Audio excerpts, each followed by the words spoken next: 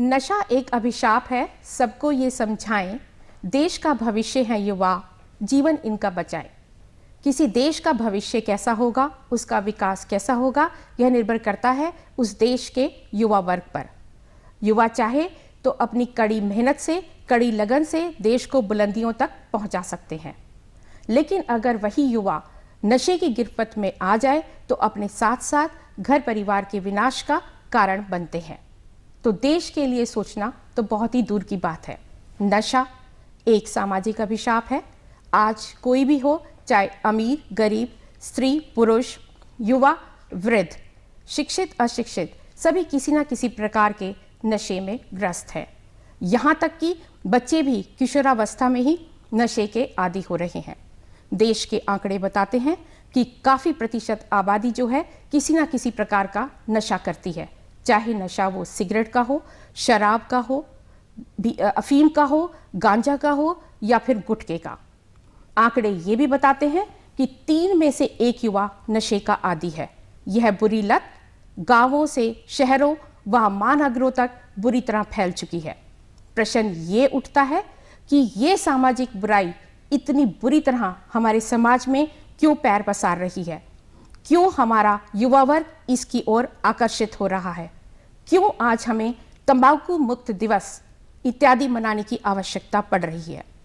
तो चलिए आज इसी गंभीर विषय को लेकर बातचीत करते हैं, यानी कि युवाओं में बढ़ता नशा, कारण एवं निवारण।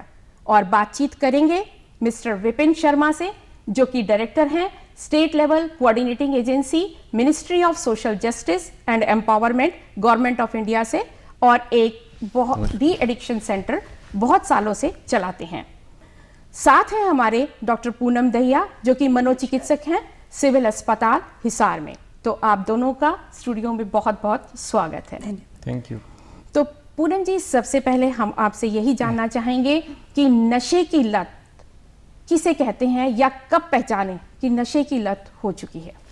जी देखिए, जो हम ये बात करें अगर नशे की, तो जो मादक पदार्थ होते हैं उनकी वजह से जो हमारे शरीर में और व्यवहार में मानसिक तौर पे, शारीरिक तौर पे जो बदलाव देखे जाते हैं, उन जो व्यवहार की वजह से जो हालत होती है उसे हम नशे की हालत कहते हैं। अब बात ये है कि ये शुरू कहाँ से होता है, इसकी लत कैसे पड़ती है। तो अगर हम जैसे अपने मरीजों में देखते हैं या हमने जैसे अपनी पढ़ाई में पढ़ा हुआ है, ये स्टार्टिंग जो होती है ये पीयर ग्रुप में होती है। जैसे 2-4 बच्चे हैं जब वो छोटे होते हैं, यानी कि 13-14 साल की, जिसे हम टीन एज कहते हैं, उसमें सबसे पहले इन्होंने एक बार ट्राई किया। दोस्त बैठा है, दोस्त ने कह दिया एक घूंट मैंने लिए, एक घूंट तू ले, एक कश मैंने लिया, एक कश तू ले। इस तरीके से उसका एक्सपोजर हो गया।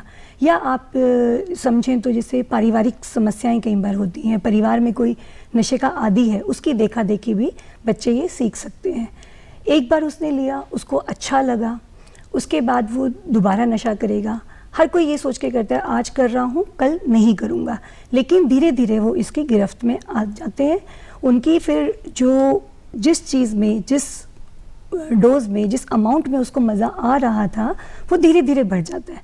और अगर वो उसको चीज़ नहीं मिले तो उसमें जो बदलाव आते हैं, उसके लिए जो क्रेविंग होती है उसकी, उसको पाने की जो इच्छा शक्ति उसकी होती है, कि तड़प होती है, उस हालत को, इस पूरे सिनेरियो को हम ये कहते हैं कि ये नशे की हालत में है या इसे नशे की लत लग गई है। तो विपिन जी, जैसा कि अभी पूनम जी ने बताया कि नशे की लत लग चुकी है, अगर किसी को नशे की लत लग गई है और वह परिवार में अभी है, लेकिन परिवार वाले इतनी हिम्मत नहीं कर रहे कि मैं आगे डॉक्टर के पास जाऊं या आपके पास आऊं, तो पहले क्या स्ट्रेटेजी होती है, क्या रणनीति रहती है कि सीधा ही आपके पास ले आए कि किसी को नशे की लत लग गई है क्योंकि डी एडिक्शन सेंटर होते हैं आपके, या फिर पहले डॉक्टर के पास जाए? सबसे पहली चीज़ आइडेंटिफिकेशन होती है। अगर पेशेंट को आइडेंटिफाई कर लिया है लेकिन उसको एडमिट नहीं करवाना चाह रहे हैं या फिर उनके अंदर वो हिम्मत नहीं आ रही है, तो इसका जो सबसे बड़ा रीज़न होता है ये होता है कि अगर हम कहीं पे भी डी एडिक्शन सेंटर में लेके जाएंगे या कहीं पे भी डॉक्टर के पास भी अगर कहीं लेके जाएंगे तो फिर लोगों को पता चल जाएगा। तो वो एक जो स्टिग्मा है वो थोड़ा रेसिस्ट करता है कि वो ट्रीटमेंट पाने तक का उसको ट्रीटमेंट 1 महीने में मिल जाना चाहिए था, हो सकता है उसको वो 1 साल लग जाता है वहाँ तक पहुँचने में। तो ऐसे जो पेशेंट हैं, ये पेशेंट के परिवार वाले हैं, हम तक तो बहुत लेट पहुँचते हैं। ठीक है। तो ये एक अवेयरनेस की ज़रूरत है कि ये एक प्रोग्रेसिव डिजीज़ है, अगर जितना आप इस पे लेट होगे उतना ये और ज़्यादा खतरनाक होती जाएगी। तो इसमें अगर जनरल अवेयरनेस की हम बात करते हैं, जैसे इस चीज़ों के बहुत सारे अवेयरनेस प्रोग्राम्स भी चल रहे हैं।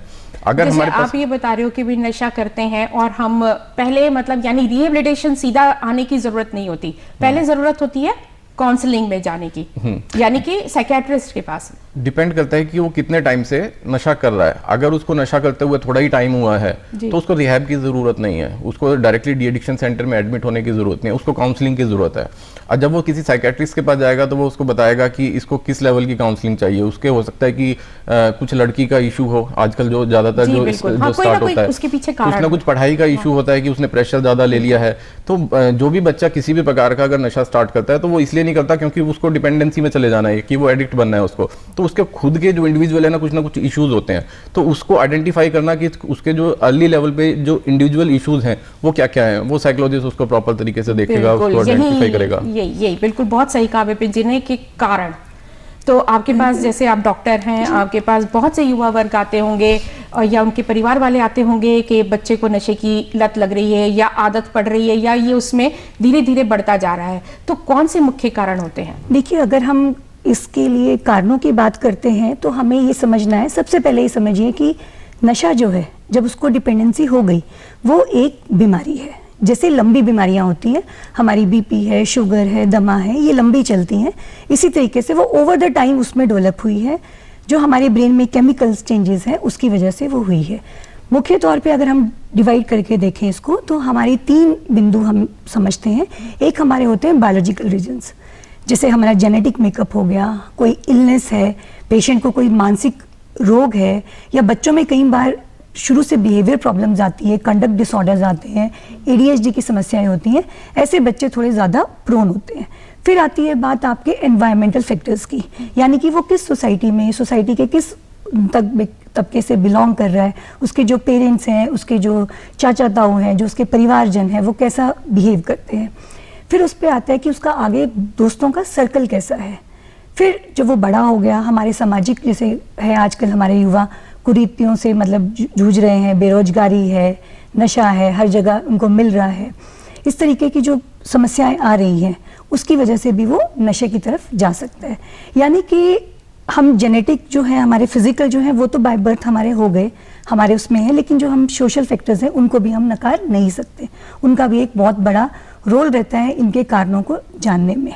विपिन जी, आपको क्या कारण पाते हैं जो आपके इस सेंटर में आते हैं बच्चे, क्या कारण देखने को मिलते हैं? देखिए, कारण जैसे कोई भी आदमी, सभी के एडिक्ट होने का कोई भी एक रीज़न नहीं ना हो सकता।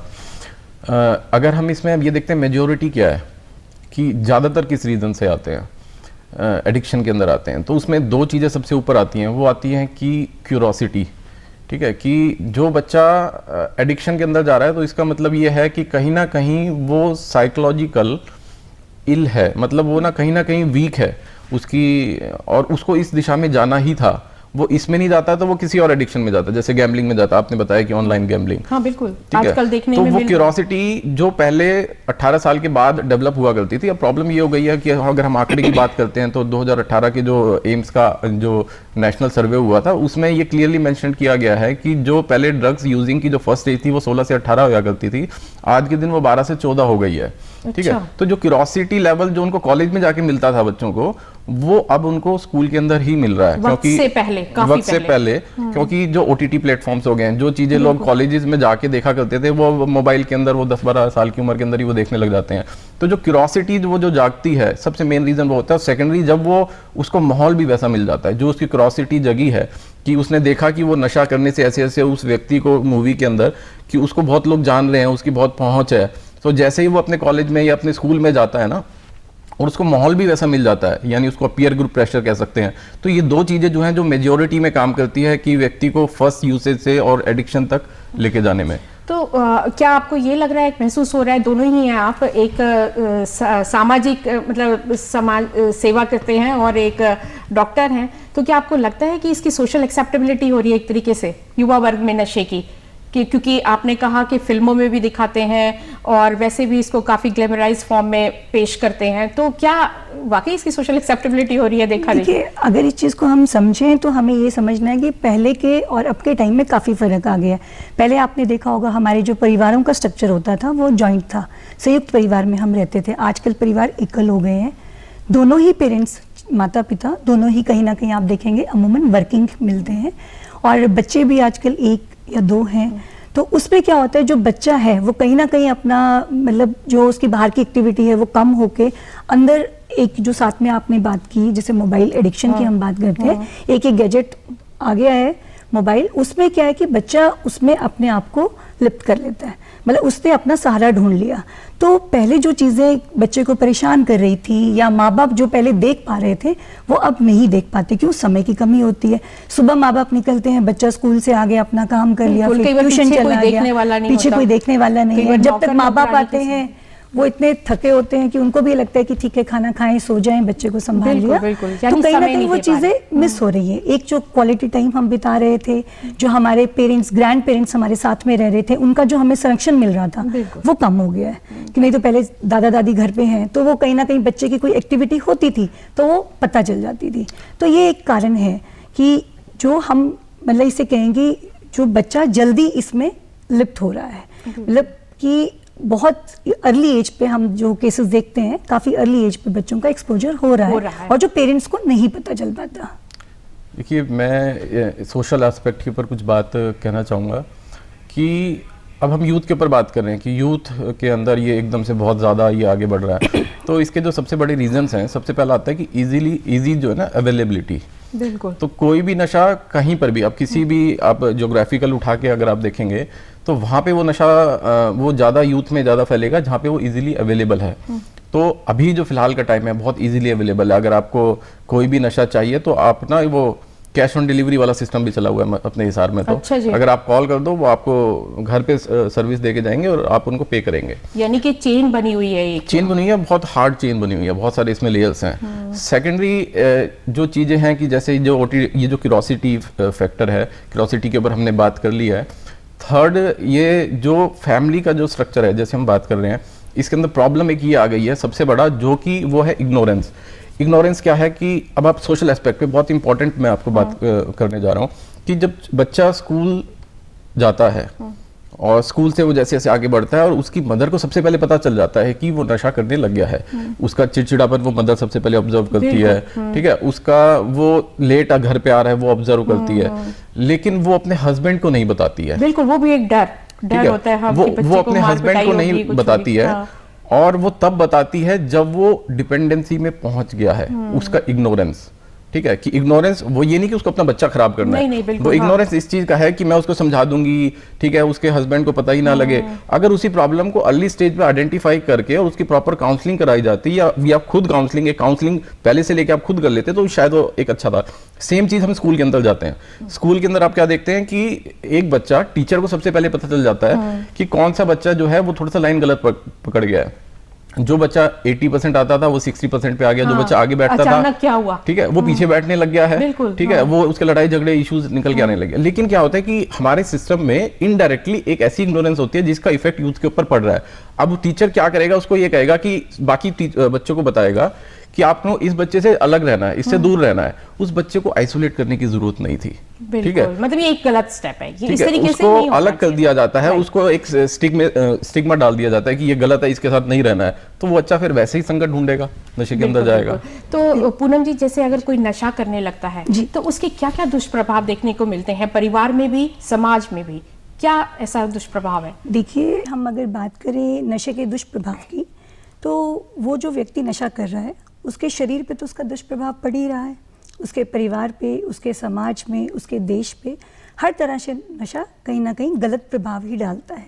नशे का कोई अच्छा प्रभाव नहीं होता और ये सभी जानते हैं और कोई भी इसके गिरफ्त में नहीं आना चाहता, पर कहीं ना कहीं उनकी जो कोपिंग स्ट्रेटेजी होती है, कोपिंग मैकेनिज्म होता है, वो वीक हो जाता है। जैसा कि विपिन जी ने अभी पहले बताया था कि हम जैसे बच्चे को आइसोलेट कर देते हैं, ये भी हम उसका कोपिंग कहीं ना कहीं हम वीक कर रहे हैं। तो हमें ऐसी चीज़ें देखनी है और समाज में कई तरह की भ्रांतियां हैं, कई तरह की हमारे जो प्रैक्टिसेस हैं वो ऐसी होती हैं।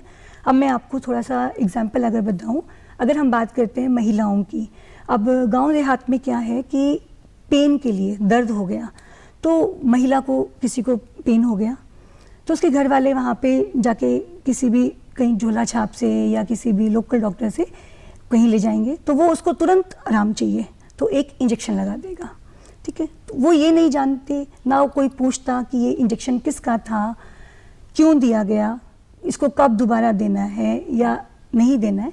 वो क्या होता है कि आजकल जैसे ओपियोइड्स की हम बात करते हैं, उसके इंजेक्टेबल्स भी आते हैं जो कि हम मेडिकली देते हैं, उसको तुरंत आराम आ गया। अब महिला को आराम आ गया, उसको तुरंत फिजिकल इम्प्रूवमेंट आ गया, उसको मानसिक तौर पे भी शांति मिल गई, उसका चिड़चिड़ापन भी ठीक हो गया। अब क्या होगा कि जब भी उसको दोबारा दर्द की समस्या होगी, उसको वही इंजेक्शन चाहिए होगा। कारण क्या था कि उसको दर्द का आराम नहीं, जो उसको इंजेक्शन दिया गया है वो इतना पोटेंट था कि उसकी जो शरीर पे जो उसका इफेक्ट हुआ है वो इतना स्ट्रांग था कि उसको उसकी नीड लगेगी और ये वो समझेंगे नहीं, धीरे धीरे वो उसकी गिरफ्त में जब भी कोई परेशानी होगी तो वो इस इंजेक्शन जब तक वो डिपेंडेंट होंगे, जब तक वो हमारे पास आते हैं तब तक काफ़ी लेट हो चुका होता है। और यहाँ पे एक चीज़ मैं ये कहना चाहूँगी, जो मानसिक रोग हैं उनके लिए खासकर, नशा भी एक मानसिक रोग ही है, इसको मतलब एक साइकेट्रिस्ट इसको मानसिक रोग के हिसाब से ही ट्रीट करता है। मानसिक रोगों के लिए और मानसिक रोगी के लिए अभी समाज में थोड़ी एक्सेप्टेबिलिटी कम है। हालांकि पिछले दशक में काफ़ी अवेयरनेस प्रोग्राम्स हुए हैं, हर विभाग, हमारी सरकार, गवर्नमेंट ऑफ इंडिया काफ़ी प्रोग्राम्स चला रही है, एजुकेशन विभाग है, हेल्थ विभाग है, पुलिस विभाग है, एक मुहिम चली हुई है नशा मुक्त भारत की। बिल्कुल आपने कहा मुहिम अच्छी चल रही है, बहुत काम हो रहे हैं। अगर ये पता चल जाए, जहां हम पहुंच चुके हैं कि दुष्प्रभाव भी होने लगे हैं, लेकिन परिवार में ये पता है कि मेरा बच्चा नशे की लत से ग्रस्त है, लेकिन कई बार परिवार जो है वो जा नहीं पाते आप तक, यानी कि काउंसलर ने कह दिया कि रिहेबिलिटेशन सेंटर ले जाओ, अब इसके बिना काम नहीं चलेगा। तो डी एडिक्शन सेंटर में आप उसको कैसे लाते हैं? क्योंकि जाहिर है कि ना तो बच्चा आना चाहता, युवा आना चाहता, ना उसका परिवार लाना चाहता शर्म के मारे, तो कैसे, क्या स्ट्रेटेजी, क्या रणनीति अपनाते हैं? फैमिली काउंसलिंग जो कि एक मस्ट पार्ट होता है किसी भी ट्रीटमेंट का, कि पेशेंट मोटिवेटेड है या नहीं है। तो मोटिवेशन के लिए पहले उसकी फैमिली की काउंसलिंग की जाती है, वो चेक किया जाता है कि पेशेंट आना चाहता है या नहीं चाहता, और ये प्रोसेस कई बार हो सकता है कि 1 महीने चले और हो सकता है 1 साल चले। पेशेंट की फैमिली आती है और बताती है कि वो ऐसे ऐसे नहीं आना चाह रहा है, तो उसको बताया जाता है कि किस तरीके से उसको मोटिवेट करके लाया जा सकता है, ठीक है। उसको बाहर भी सपोर्टिंग काउंसलिंग प्रोवाइड कराई जाती है। तो इन दी एंड वो लगभग हो सकता है 1 महीने में आ जाए या साल भर में आए, लेकिन वो इन दी एंड आ जाता है, ठीक है। तो ये डिपेंड करता है कि बहुत सारे सपोर्टिंग रीजंस होते हैं। क्या उसका वो नशा करने का जो टाइम पीरियड है वो वैसे ही स्मूथली चल रहा है, वो किसी को नुकसान नहीं पहुंचा रहा है, या फिर वो नशा करके बहुत नुकसान कर रहा है या लड़ाई झगड़ा कर रहा है। तो ऑब्वियसली जब वो नुकसान ज़्यादा करने लगेगा ना, तो वो उनके जो ऑप्शंस हैं वो बहुत ज़्यादा खुलते हैं। वो पेरेंट्स जो हैं वो बहुत ज़्यादा स्ट्रिक्ट होते हैं, नहीं अगर अभी भी नहीं संभले तो फिर ये बच्चा हाथ से जाएगा। तो लास्ट स्टेज पे हमारे पास मोस्टली केस आते हैं, यानी पूरी काउंसलिंग होके। और अगर उस साल क्या होता है, कई बार पेरेंट्स को ये भी लगता है कि अगर मैं कहीं छोड़ूंगा इसको, बच्चे को, तो कहीं ये सुसाइड ना कर ले, कहीं ये मरने मारने पर उतारू ना हो जाए। तो इस तरीके के डर भी रहते हैं, जिसकी वजह से वो कई बार रिहेबिलिटेशन सेंटर या कई बार कहिए डॉक्टर, रिहेबिलिटेशन सेंटर तो बाद में आता है, डॉक्टर तक जाने में भी कतराते हैं। तो तब क्या मोटिवेशन, मतलब क्या मोटिवेशन पैकेज देना चाहिए उसको? देखिए, अगर इस विषय पे हम बात करें तो इसमें 2 पहलू हैं। एक है जो डिमांड रिडक्शन जो होती है कि मरीज डिमांड ही ना करे, और एक होता है harm reduction. Harm reduction doctor वाला पार्ट, मतलब उसको नुकसान हो गया है, हमें उसका नुकसान कम करना है, वो ट्रीटमेंट पार्ट आता है। डिमांड रिडक्शन जो है वो है हमारा प्रिवेंशन वाला पार्ट, यानी कि जब बच्चा हमारे परिवार में पल रहा है, बढ़ रहा है, तो शुरू से ही एक जो पेरेंटिंग है हमारी वो इस तरीके की हो कि हमारी जो पेरेंट्स की और बच्चों की बॉन्डिंग काफ़ी अच्छी हो। अपने बच्चों को क्वालिटी टाइम दें, उनके साथ ज़्यादा से ज़्यादा समय बिताएं। आजकल के इतने बिजी वातावरण में पेरेंट्स के पास इतना समय नहीं होता, लेकिन फिर भी एक मील आप बच्चे के साथ जरूर मतलब कि एक गेट टुगेदर टाइम जरूर होनी चाहिए सारे परिवार, जहाँ पे बच्चा आपके साथ फ्री फील करे अपनी कोई भी इशू डिस्कस करने के लिए। अब बात क्या है कि अगर हम भारतीय संस्कृति की बात करें तो जो काउंसलिंग वाला जो है कंसेप्ट, गुरु चेला कंसेप्ट है, जो हमारे सत्संग वाला कंसेप्ट है, स्पिरिचुअली हम बहुत आगे हैं, ये सारा भारतीय संस्कृति में शुरू से ही है। अब इसको समझने की जरूरत है। हमारे पास जैसे मरीज आता है तो उसको हम जब काउंसलिंग की बात हम करते हैं, क्योंकि बच्चों में अमूमन हमें मेडिसिन की बहुत ज़्यादा सी ज़रूरत नहीं होती, बच्चों में व्यवहारिक जो बदलाव आते हैं हमें उसको एड्रेस करना है, हमें उसको काउंसलिंग से या साइकोथेरेपी से ठीक करते हैं। जब हम काउंसलिंग का नाम देते हैं तो अमूमन जो पेरेंट्स का फर्स्ट रिएक्शन होता है वो ये है जी काउंसलिंग तो हमने इसकी बहुत कर दी, इसके परिवार वालों ने जी बहुत समझा दिया, इसकी बुआ ने बहुत समझा दिया, नहीं समझता, पापा ने समझा दिया, ये नहीं समझेगा, इसको तो जी आप कोई दवाई दो या इसको कोई इंजेक्शन लगाओ, इस तरीके से। अब यहाँ समझने की जरूरत है कि काउंसलिंग हमें एक प्रोफेशनल से लेने की नीड क्यों है, क्यों जो प्रोफेशनल है वो उसको प्रोफेशनल तरीके से, नॉन जजमेंटल तरीके से, अनबायस्ड उसको एज अ पेशेंट डील करेगा, और जो परिवार वाले हैं उसको अपने बच्चे की तरह शुरू से देख रहे हैं, तो सबसे पहला रिएक्शन होगा कि हम उस बच्चे को या तो डांट देंगे, धमका देंगे, कई बार हाथ तक उठा लेते हैं, जिससे कि जो बच्चा जब पहली चीज आपको बता रहा था उससे मान लीजिए कोई गलती की, उसने कोई कश लगाया सिगरेट का, हो सकता है वो बच्चा शेयर भी करे आपसे, लेकिन हमने वो मौका दिया ही नहीं बच्चे को, हमने उसको फ्रीडम दिया ही नहीं कि वो हमें यहाँ तक पहुंचे। तो सबसे पहले हमें ये चीज यहाँ पे काम करने की जरूरत है। उसके बाद जो है हमें ध्यान रखने की जरूरत है, माँ बाप जो है वो सतर्क रहें। जरूरी नहीं है कि आप बच्चे के साथ हैं तो ही आप सतर्क हैं, आप बच्चों की गतिविधियों पे ध्यान रख रहे हैं, आप बाहर रह के भी बच्चों पे बिल्कुल नजर रख सकते हैं। जैसे कई पेरेंट्स हैं वो शिकायत करते हैं जी ये चिड़चिड़ा तो बहुत दिनों से है, वो क्यों है वो कभी उन्होंने नोटिस किया नहीं, वहां जरूरत थी कि नोटिस करने का कि इसका व्यवहार क्यों बदल रहा है, इसकी नींद का पैटर्न बिल्कुल जरूर। कई बार क्या होता है घर से पैसे गायब होते हैं, छोटी छोटी चीजें गायब होती हैं, लेकिन हम नजरअंदाज कर जाते हैं, बिल्कुल। तो ये चीजें हैं जो हमें ध्यान देना है। ठीक है। और विपिन जी, आप जैसे सरकार के साथ मिलकर भी काम कर रहे हैं, तो सरकार द्वारा क्या क्या ऐसे प्रयत्न किए जा रहे हैं कि इस बुरी आदत को समाज में फैलने से रोका जा सके?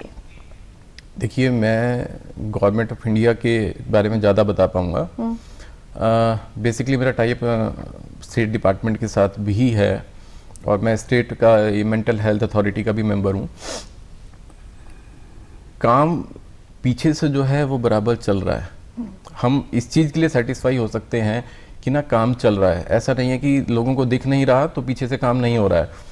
इंटरनली हमें पता है कि क्या क्या काम हो रहा है। सबसे पहले तो अगर हम बात करते हैं यूथ और बच्चे, क्योंकि जो खराब हो चुकी है ना वो उनके ऊपर हम ज़्यादा फोकस नहीं कर सकते, ठीक है। उनका 100 अगर लोग एडिक्शन के अंदर आ गए हैं तो अगर आप WHO के रेशियो की बात करोगे तो 7% है, सिर्फ 100 में से 7 ही ठीक होंगे, ठीक है। तो उसके लिए जो ट्रीटमेंट प्लान है वो ऑलरेडी चल रहे हैं, लेकिन वो दे आर नॉट फोकस्ड, ठीक है, इन प्लान। तो जो फोकस है वो है जो स्कूल के बच्चे हैं और जो यूथ है, उनके लिए जो प्लान्स हो रहे हैं वो है कि जैसे सभी SLCs ने मिलके एक मॉड्यूल तैयार किया जिसको पार्लियामेंट्री सैंक्शन हुई है, और मिनिस्ट्री ऑफ एजुकेशन और ministry of social justice and empowerment ने एक नवचेतना मॉड्यूल लॉन्च किया है, जिसमें NCERT के थ्रू और हर डिस्ट्रिक्ट के अंदर जो टीचर्स हैं उनको ट्रेनिंग वगैरह प्रोवाइड करी जाएगी। और ये जो मॉड्यूल है वो 5th से लेके 8 तक का, 6 से लेके 8 तक के बच्चों के लिए अलग मॉड्यूल है, और 9 से लेके +2 तक के बच्चों का एक अलग मॉड्यूल है कि उनको स्कूल लेवल पर ही। अच्छा, इसके पीछे जो कॉन्सेप्ट है वो ये है कि बच्चों के अंदर क्यूरोसिटी जो है वो 12-13 साल की उम्र में आनी स्टार्ट हो गई है, जो पहले लेट आया करती थी। तो उस क्यूरोसिटी को पहले से ही एक पॉजिटिव क्यूरोसिटी के साथ उसको खत्म किया जा सकता है, और कोई तरीका नहीं है। क्यूरोसिटी नेचुरल है और वो रहेगी और वो हर बच्चे के अंदर आएगी। जैसे हम स्कूल में बच्चों को जैसे देखते हैं ना, छोटे बच्चे होते हैं तो उनको good touch and bad touch का एक एग्जांपल देते हैं। हाँ, बिल्कुल। वो लाइफ टाइम उनके बच जाता है। मेरा खुद का एग्जांपल, मैंने मेरी बेटी के पीछे ऐसे टच कर दिया, पापा that is bad touch, touch नहीं करना, तो वो उसके लाइफ टाइम याद रहता है। तो मकसद ये है कि जो बच्चा जब तक वो उस क्यूरोसिटी लेवल पे जाएगा, जब वो सारी चीजें देखेगा तो उसको ये पता होगा कि ये रास्ता सही नहीं है। मतलब कि धीरे धीरे सरकार द्वारा और स्कूलों में, कॉलेजों में ये मॉड्यूल लागू हो रहा है सभी जगह में। ये उनको एजुकेट किया जाएगा, बेसिकली ड्रग एजुकेशन जिसको बहुत बुरा माना जाता था वो अब स्टार्ट होने जा रही है। दूसरे लेवल पे जो de addiction centre government of India के द्वारा, चाहे स्कूल की बात करें, आप कॉलेजेस की बात करें, इनके सभी के अवेयरनेस प्रोग्राम्स हमारे ऑलरेडी अभी भी चल भी रहे हैं स्कूल्स के और कॉलेजेस के अंदर। जो लोग इस फील्ड के अंदर काम कर रहे हैं उनके ट्रेनिंग प्रोग्राम्स हैं। अभी हमारे पुलिस डिपार्टमेंट की ट्रेनिंग के प्रोग्राम थे जो अभी हुए, और पूरे मुझे ऐसा नहीं लगता कि किसी भी कोई ऐसा डिपार्टमेंट है जो अछूता है गवर्नमेंट ऑफ इंडिया के जो भी प्लान्स हैं। एक्चुअली इसमें एक एनुअल एक्शन प्लान बनता है स्टेट का, और वो फिर लागू होता है, ठीक है। पुलिस डिपार्टमेंट के लिए अलग होता है। अब ये डायरेक्टली अमित शाह जी ने मतलब होम डिपार्टमेंट मतलब कि स्कूल के लिए अलग, कॉलेज के लिए अलग, पुलिस के लिए अलग, कम्युनिटी के लिए अलग, कम्युनिटी के लिए, जितने भी वर्ग हैं उनके लिए अलग अलग तरीके से सरकार द्वारा बहुत से प्रयास किए जा रहे हैं। तो पूनम जी, जैसे ये बुरी आदत बढ़ी रही है, तो चलते चलते एक संदेश दोनों के द्वारा आप क्या दे सकती हैं युवा वर्ग को? जी, संदेश तो मैं यही देना चाहूँगी कि जो नशे को लेके जो भ्रांतियाँ हैं सबसे पहले वो खत्म होनी चाहिए। सबसे पहले हमें ये समझना है कि नशा एक बीमारी है, इसका इलाज संभव है। कुछ लोग क्या सोचते हैं कि किसी को नशा हो गया तो अभी ये ठीक नहीं हो सकता या मुख्य धारा से जुड़ नहीं सकता। ऐसा बिल्कुल नहीं है। हम अगर अपने प्रयास करेंगे तो हम युवाओं को मुख्य धारा से जोड़ सकते हैं। इसमें न केवल ये एक डॉक्टर की जिम्मेवारी है, न केवल सरकार की जिम्मेवारी है, परंतु हर व्यक्ति कहीं ना कहीं इसमें अपना योगदान दे सकता है। चाहे वो टीचर है, चाहे वो माँ बाप है, चाहे वो दादा दादी हैं, चाहे वो आप अपने फ्रेंड्स सर्कल में, कहीं आप पार्क में बैठे हैं, कहीं भी आपको किसी के व्यवहार में कोई बदलाव दिख रहा है, कोई आपको डाउट हो रहा है, तो उसको प्लीज़ अच्छे से गाइड करें कि ये एक बीमारी है, आप डॉक्टर के पास ज़रूर जाएं। विपिन जी, आप ये सोसाइटल इश्यूज है और सोसाइटी को सबको साथ में ही लेके चलना पड़ेगा। लेकिन इसके साथ में एक मैं बात कहूँगा कि जो बच्चा नशे में फंस चुका है और वो ट्रीटमेंट में पहुँचने में जो टाइम लग जाता है, उसके पीछे सबसे बड़ा रीज़न है वो स्टिग्मा। जब तक डीस्टिग्मेटाइजेशन के ऊपर काम नहीं होगा ना, क्योंकि वो आदमी बताने से कतराता है, उसको ये पता है कि मैं नशा करता हूँ, मेरे को नशेड़ी कहा जाएगा, अगर मैंने किसी के आगे बोल दिया तो फिर मेरी इमेज जो है ना वो खराब हो जाएगी, मैं किसी के सामने मैं जा नहीं सकूंगा। तो समझने की जरूरत ये है कि उसको ये समझाना और हमको ये समझाना कि अगर बच्चे से गलती हो गई है, अगर वो नशा कर रहा है ना, तो हम उसको एज ए स्टिग्मा ना देखें, ठीक है, उसे एज ए पेशेंट हम ट्रीट करें, उसका जो भी XYZ है। दूसरा कि जो इग्नोरेंस हो रहा है कि अगर जैसे हम बच्चों की पेरेंट्स की बात करी थी, वो अर्ली लेवल पे जो इग्नोरेंस है ना, वो उसको एडिक्शन की तरफ ले जाता है। कि सभी को सोसाइटी में ये देखना होगा कि पड़ोस का अगर बच्चे को कोई नशा कर रहा है ना, तो वो अपने बच्चे को कहेंगे कि उससे दूर रहना है। ये नहीं कि अपनी ड्यूटी निभाएंगे कि आपका बच्चा नशा करना स्टार्ट कर दिया है तो प्लीज इसके ऊपर आप गौर करें। मुझे ऐसा लगता है कि बताना भी चाहिए और जिसको आप बता रहे हैं उसको भी एक्सेप्ट करना चाहिए कि नहीं, उसको पॉजिटिव लेना चाहिए कि ये कमी आ रही है और मैं इसकी तरफ ध्यान दूं। बिल्कुल बिल्कुल। तो आप दोनों यहाँ आए और आपने इतनी अच्छी बात बताई कि युवाओं में बढ़ता नशा किस तरीके से बढ़ रहा है और क्या उसके कारण हो सकते हैं, क्या उसके निवारण हो सकते हैं। तो इसके लिए आपका बहुत बहुत धन्यवाद। नशा जो करता है इंसान बन जाता है हैवान, ना रहती उसकी इज्जत, ना रहता धर्म ईमान। तो हमारा कर्तव्य है कि हम इतनी जागरूकता फैलाएं कि इस बुरी लत से हम किसी भी घर के चिराग कभी भी ना बुझ सके। यह इतनी बुरी लत है कि राजा को रंक बनाकर छोड़ देती है और इस लत से बचने के लिए ज़रूरी है कि आप युवा वर्ग को इसकी नशे की गिरफ्त से बचाएं। और यह उसी प्रकार है कि अगर कभी बिल्ली कबूतर का शिकार करने चलती है और कबूतर आंख बंद करके सोचता है कि खतरा टल गया और वह अपनी जान गंवा देता है, उसी प्रकार हमारा युवा वर्ग अगर नशे में पड़ जाए तो उसका आदी हो जाता है और अपना मानसिक और शारीरिक संतुलन खो देता है। तो चलिए, हो जाइए सावधान, हो जाइए सतर्क, अपनी रुचि की जो आपकी एक्टिविटीज़ हैं, हॉबीज़ हैं, उनमें भाग लीजिए और सोचिए कि किस तरह इस बुराई को समाज से उखाड़कर फेंका जाए। तो चलिए, होते हैं एकजुट और करते हैं भारत को नशा मुक्त, और क्योंकि एकता ही हमारी पहचान है। चलो आज मिलकर यह दीप जलाएं, भारत को नशा मुक्त बनाएं और युवाओं को इस बुराई से बचाएं। इसी संदेश के साथ लेते हैं आपसे विदा। नमस्कार।